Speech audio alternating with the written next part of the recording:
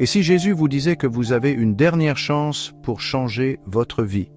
Dans l'évangile de Luc, il révèle une vérité choquante sur la conversion et la patience de Dieu. Mais attention, cette parabole du figuier va vous faire voir votre vie sous un tout autre angle. Dans ce passage, Jésus répond à deux tragédies, le massacre des Galiléens et la chute de la tour de Siloé.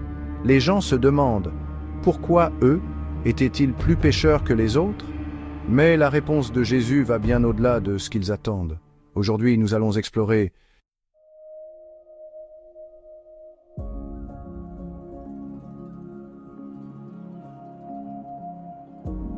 et pourquoi Jésus insiste sur l'urgence de la conversion, ce que la parabole du figuier nous révèle sur la patience de Dieu, et surtout, comment cette leçon peut transformer votre vie aujourd'hui. Mais voici la question qui va tout changer. Pourquoi le vigneron demande-t-il une année de plus pour ce figuier stérile? Et que signifie cette dernière chance pour vous? Restez jusqu'à la fin, car cette réponse pourrait bien bouleverser votre vision de Dieu et de votre propre vie. Jésus commence par un avertissement choc. Si vous ne vous convertissez pas, vous périrez tous de même. Mais que veut-il dire par là? Ce n'est pas une menace, mais un rappel que la vie est fragile et imprévisible. Les tragédies ne sont pas des punitions, mais des rappels à l'ordre. Il est temps de se tourner vers Dieu.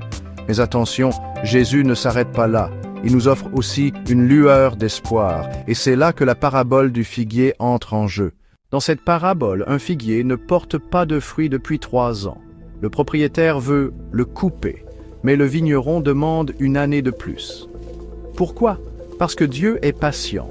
Il nous donne du temps pour changer, grandir et porter du fruit. Mais cette patience a une limite. Le figuier doit finalement produire ou il sera coupé. Mais que signifie porter du fruit dans notre vie? Et comment savoir si nous sommes sur la bonne voie?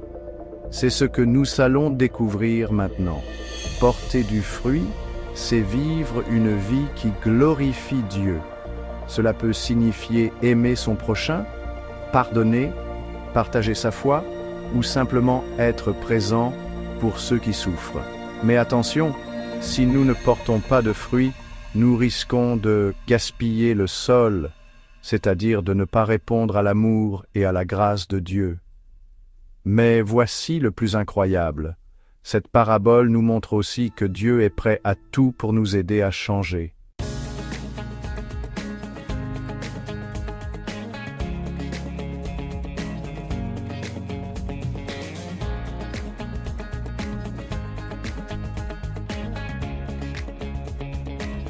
Et c'est ce que nous allons explorer dans la conclusion. En résumé, ce passage nous rappelle 3 choses essentielles. 1.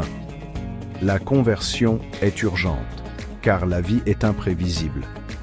2. Dieu est patient, mais cette patience a une limite. 3.